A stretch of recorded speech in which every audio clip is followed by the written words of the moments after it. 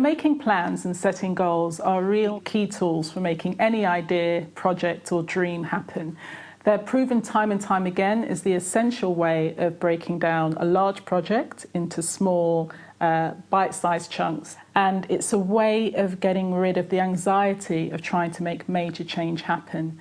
As a coach, it's effectively how upon which the practice is based. So we look at trying to get people to think of what their big dream is, what's their big goal, what's the thing that really inspires them.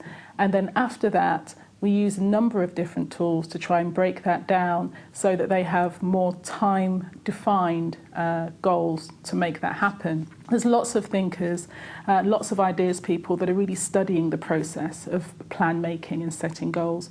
People like Scott Belsky in his book Making Ideas Happen is a big proponent of this. So his idea of creativity times organisation equals impact, really, and the making the plan is the organisation. So how do we actually do this? Well, one of the great tools is the exact model of setting goals. Exact stands for the EX is exciting. So you have to make that main goal exciting. Then you have to make them accessible. So you've got to make them measurable. How are you going to know that you've reached that goal, that you've made that step? And then you've got to make your goals challenging. The reason why challenging is because unless there's a little bit of slight fear in there, sometimes you're not motivated to keep moving forward. The challenge will keep you moving faster than you normally would go.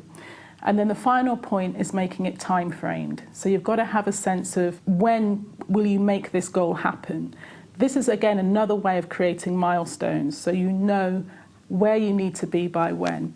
So this is a very traditional way of setting goals. However, there is a big question with this. What happens if you don't have a big dream? And this is one of the problems we need to start thinking about in terms of making plans and setting goals, because it has been proven, psychiatric research has shown that a lot of people who are quite depressive are often people who set conditional goals. So their goals are about I can only be happy once I've reached that goal, and if they don't reach that goal, it can actually lead to anxiety. So we've got to find a way to be able to balance the motivation of making a plan and setting goals, but also reducing the level of anxiety. And a good suggestion for this is Herminia Ibarra's book, Working Identities, where she studied people who had actually made major changes in their life.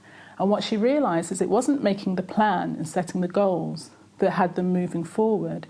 It was actually having them explore questions, having them explore areas of interest that might motivate them. So they created what she calls crafted experiments.